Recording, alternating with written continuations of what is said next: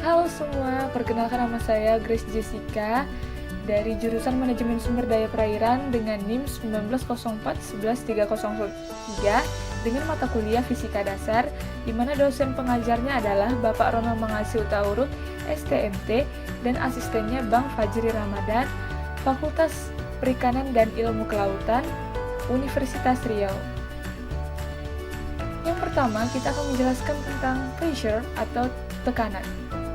Tekanan didefinisikan sebagai gaya normal yang diberikan oleh fluida persatuan luas. Jika kita berbicara tentang tekanan, pasti kita berurusan dengan gas atau cairan. Bisa kita lihat di sini, gas or a liquid. Nah, tekanan pada padatan adalah tekanan normal, karena tekanan didefinisikan sebagai gaya persatuan luas dan tekanan memiliki satuan Newton per meter persegi yang disebut dengan Pascal, di mana 1 Pascal itu sama dengan 1 Newton per meter persegi. Tekanan didefinisikan sebagai gaya yang dibagi dengan area di mana gaya mendorong.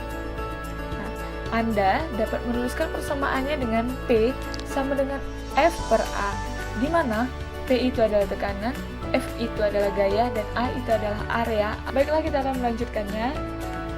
Yang B, tekanan di dalam cairan. Tekanan yang diberikan oleh fluida statis dan hanya bergantung pada kedalaman fluida, densitas fluida, dan percepatan gravitasi. Tekanan dalam fluida statis muncul dari berat fluida dan diberikan oleh ekspresi dan bisa ditulis dengan P sama dengan Rho kali G kali H, di mana Rho itu adalah kecepatan dari cairan, G adalah percepatan gravitasi, dan H adalah kedalaman dari cairan tersebut. Tekanan fluida statis tidak bergantung pada bentuk ataupun massa total atau luas permukaan cairan. Nah, di sini kita bisa melihat gambarnya. Setelah kita memahami tentang materi dan rumus-rumusnya, kita masuk ke contohnya seperti berikut. Di sini kita bisa melihat bahwa yang diketahui adalah tingginya H, yaitu 2,4 meter, Rho air dan juga Rho dari tempatnya. Bisa melihat kita hanya memasukkan rumus-rumusnya saja untuk menentukan tekanannya. Baiklah, kita akan melanjutkannya ke yang berikutnya tentang buoyancy force, yaitu tentang gaya apung. Di sini contohnya itu es batu. Sebenarnya es batu itu berada di atas permukaan cairan lagi. Jadi balok es batu itu di bawahnya itu masih terdapat cairan. Di sini kita menggunakan konsep bahwa kerapatan suatu benda sama dengan massa dibagi dengan volume, sehingga dapat ditulis bahwa massa sama dengan kerapatan dikali kepadatan volume. Di sini kita bisa melihatnya. Gaya apung didefinisikan bahwa berat tersebut dipindahkan cairan sama dengan berat benda, dan kita bisa menuliskan bobotnya. Pada rumus ini, kita bisa melihat rumusnya W liquid sama dengan W object. Nah, dan di bawahnya kita juga bisa melihat di situ rumusnya itu bahwa densitas dikali dengan volume dan dikali G dari cairan, yaitu dari liquid, akan sama dengan kali kepadatan volume dikali G dari objek. G itu hanyalah sebagai konstanta dan dapat dicoret, sehingga hasilnya dapat rumus ini, yang V liquid per V objek sama dengan Rho objek per Rho dari liquid. Nah, ini di sini fraksi di bawah permukaan karena volume cairan dipindahkan dibagi dengan volume seluruh objek sama dengan sebagian kecil dari objek yang di bawah permukaan. Karena itu bisa kita tulis bahwa 1 dikurangi volume cairan dibagi dengan volume objek. Nah, di sini kita bisa melihatnya rumusnya. Di sini kenapa bisa ada Rho dari liquid per Rho dari objek? Di sini kan kita bisa melihat bahwa tadi yang pertama bahwa liquid sama dengan objeknya, bahwa beratnya sama dengan objeknya, sehingga kita dapatkan fraksinya seperti ini, kita bagi dengan penyebut umum, sehingga fraksi sama dengan cairan dikurangi kerapatan benda dibagi kerapatan cairan. Dan inilah caranya jika kita ingin mencari dari fraksi itu bila yang diketahui adalah kepadatan objek dan kepadatan cairan. Baiklah, kita akan ke slide selanjutnya, yaitu force against a wall underwater, atau kita terjemahkan sebagai gaya terhadap dinding yang terendam air, dimana di sini kita ketahui atau kita misalkan panjang dinding adalah 10 meter, kedalamannya 2,8 meter. Dan pertanyaannya bagaimana gaya terhadap dinding? Di sini rumus mula-mulanya itu kita menggunakan tekanan persamaan di mana P sama dengan F per A. Jadi tekanan sama dengan gaya dibagi oleh luas permukaan atau area atau daerah. Dan gaya sama dengan perkalian antara tekanan dan area. Di sini kita akan mencoba rumusnya ini. DF itu adalah jumlah gaya sama dengan tekanan pada kedalaman yang tidak akan berubah. Nah, sedangkan DA itu adalah panjang L dikali lebar DY. Lalu jika kita ingin menemukan kekuatan total, yaitu jumlah semua strip, yang di sini kita buat stripnya itu adalah pembatas antara dinding atas dengan yang dinding bawah yang F itu sama dengan integral dari semua DF sama dengan integral PDA. Lebar tiap strip sama dengan integral dari rho GY, dan DA akan sama dengan L kali DY. Lalu di rho GL integral ini datang dari luar integral, sehingga menjadi rho GL kali integral Y DY, dan itu terintegrasi dari Y sama dengan 0 di bagian atas kolam, ya, ini bagian atas kolam, sama dengan 0 hingga Y sama dengan H merupakan kedalaman kolam.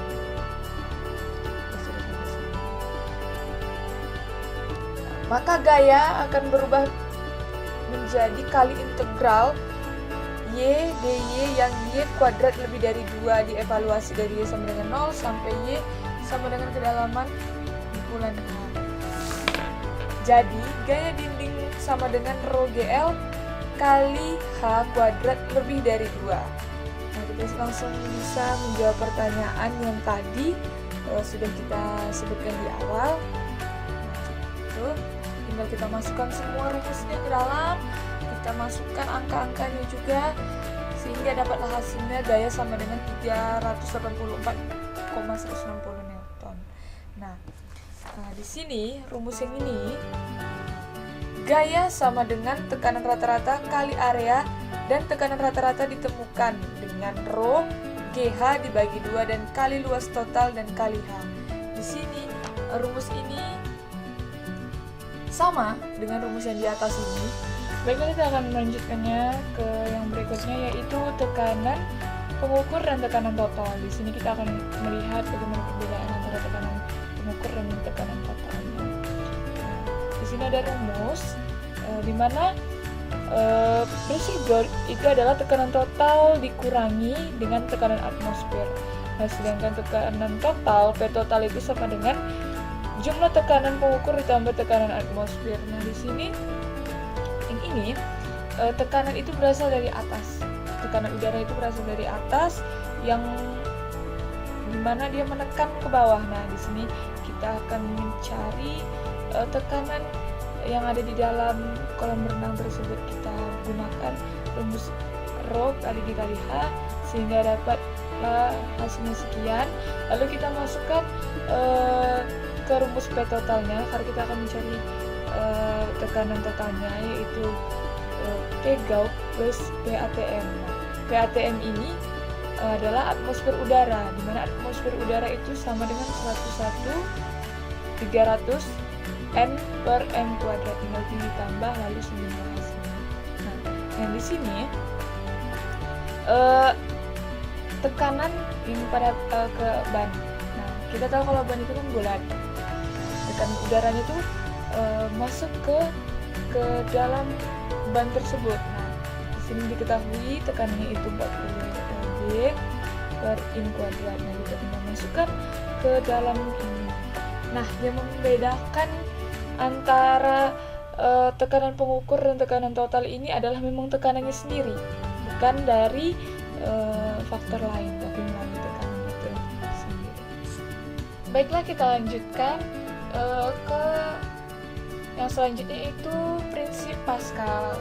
Salah satu aplikasi teknologi terpenting dari prinsip Pascal ditemukan dalam sistem hidrolik. Nah, yang merupakan sistem fluida tertutup yang digunakan untuk mengerahkan kekuatan. Sistem hidrolik yang paling umum adalah sistem yang mengoperasikan rem mobil. Pertama-tama kita lihat gambar ini, figur 1. Di mana sistem hidrolik tipikal dengan 2 silinder berisi cairan ditutup dengan menggunakan piston dan dihubungkan dengan sebuah tabung yang disebut saluran hidrolik. Gaya ke bawah F1 pada piston kiri menciptakan tekanan ditransmisikan tanpa dikurangi ke sebuah bagian cairan tertutup. Ini menghasilkan gaya F2 ke atas pada piston kanan yang lebih besar dari F1 karena piston kanan memiliki area lebih besar. Bisa lihat kita di sini, area P2 itu lebih besar. Nah, sekarang kita ke pembahasan ini. Sekarang karena tekanan F1 yang bekerja pada area 1 cukup sederhana, nah kita buat persamaannya di mana P1 sama dengan F1 per A1 sebagaimana didefinisikan oleh rumus P sama dengan F per A. Menurut prinsip Pascal, tekanan ini ditransmisikan tanpa berkurang ke seluruh cairan dan ke semua dinding wadah. Jadi, tekanan P2 dirasakan pada piston lain yang sama dengan P1 itu adalah P1 sama dengan P2. Tapi sejak saat itu, sini kita lihat P2 sama dengan F2 per A2. Nah, bisa kita simbolkan juga, dan kita bisa lihat F1 per A1 sama dengan F2 per A2. Baik, selanjutnya kita lihat contoh soalnya di sini. Kekuatan 100 Newton diterapkan pada pedal rem yang bekerja pada silinder melalui tuas. Kekuatan 500 Newton diberikan pada silinder master. Para pembaca bisa memverifikasinya bahwa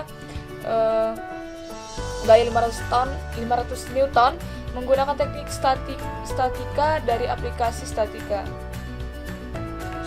ya, termasuk strategi pemecahan masalah. Tekanan yang dibuat dalam silinder master ditransmisikan ke 4 silinder yang disebut sleeve. Silinder master memiliki diameter 0,500 cm dan setiap silinder pendukung memiliki diameter 2,50 cm. Dan setiap silinder pendukung, hitung gaya F2 yang dibuat di masing-masing silinder pendukung itu. Nah, di sini strateginya atau yang kita bisa misalkan adalah diberikan gaya F1 yang diterapkan pada master silinder. Area penampang A1 dan A2 dapat dihitung dan diberikan dengan kita bisa melihat di sini F2 sama dengan A2 per A1 kali F1. Nah, A di sini berbentuk lingkaran. Nah, karena dia berbentuk lingkaran, maka kita ganti luasnya menjadi PR kuadrat. Nah, tinggal kita masukkan saja nilai-nilai yang sudah diketahui tadi ke dalam hingga dapatlah hasil 1,25 dikali 10 pangkat 4 Newton.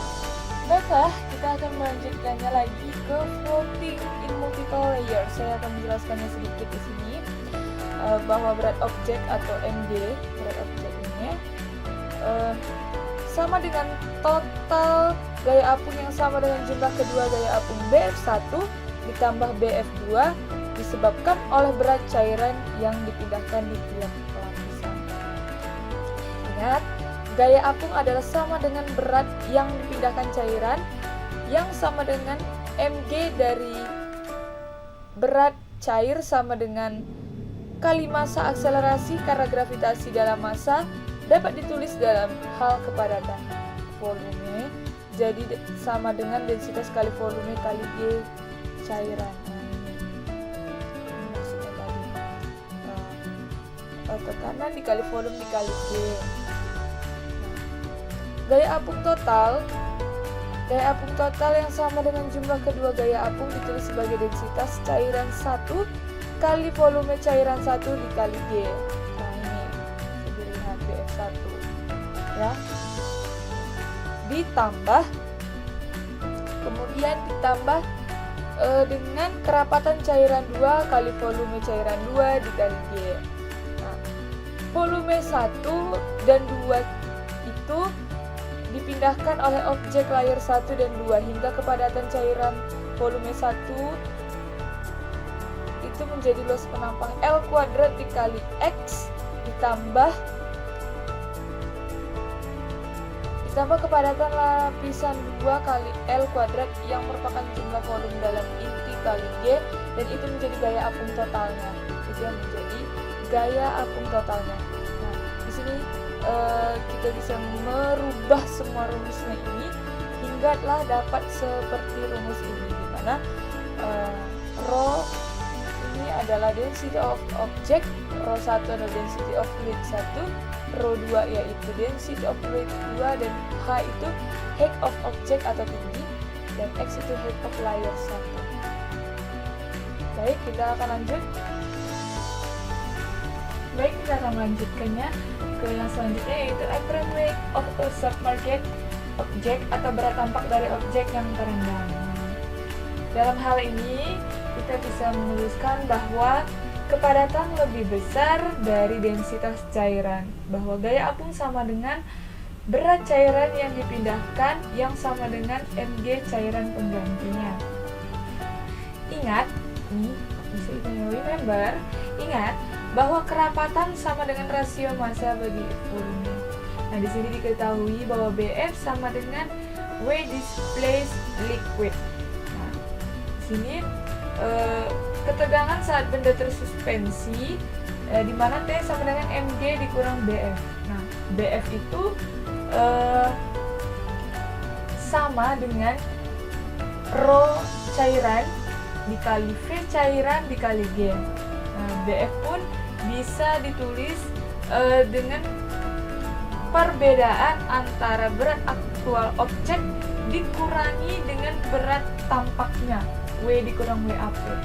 Nah, lalu di sini kita keluarkan volume liquidnya menjadi W dikurang WAP per rho cairan dikali G. Nah, ingat volume objek sama dengan volume cairan. Di mana saat ia terendam. Nah, maka di sini rho objeknya sama dengan M objek per V liquid, atau kita bisa juga mensubstitusikannya menjadi M objek per BF per rho liquid kali G, karena kan tadi sudah dilihat di sini kenapa ini bisa berubah karena datanya dari sini. Baik, kita akan lanjutkan ke yang berikutnya. Baik, saya akan mencoba menjelaskan maksud dari slide yang terakhir ini, yaitu asumsikan bahwa yang gambar pertama itu adalah kondisi ketika kotak atau objeknya itu tidak ditambahkan oleh pemberat sehingga dia masih mengapung. Nah, yang kedua, gambar yang kedua yaitu kondisi sebuah benda dengan bobot tambahan di atasnya. Nah, di sini diketahui bahwa W objek itu dari tadi sudah kita pelajari bahwa W objek sama dengan M kali G sama dengan BF2 sama dengan W additional discrete liquid displaced. Nah, Mg objek sama dengan Mg additional liquid. Nah, Mg objek itu berarti sama dengan rho kali V dari cairan tersebut. Nah, bisa kita substitusikan lagi V additional liquid itu menjadi V cairan dikali G. Nah, hingga Mg objek ini menjadi rumusnya rho liquid dalam kurung L kuadrat Y dikali G. Nah, rumus-rumus ini tadi sudah dipelajari di slide-slide sebelumnya. Nah, sehingga M itu bisa kita simpulkan menjadi rho kali L kali delta V, atau rho air, rho cairan dalam kurung L kuadrat dikali Y. Nah, ini adalah contohnya, bisa kita lihat di sini.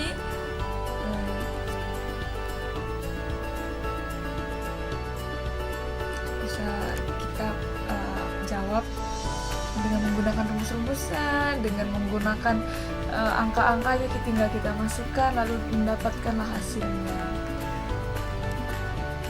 Baik, demikianlah yang bisa saya sampaikan. Jika ada kekurangan atau kesalahan kata, saya mohon maaf. Terima kasih.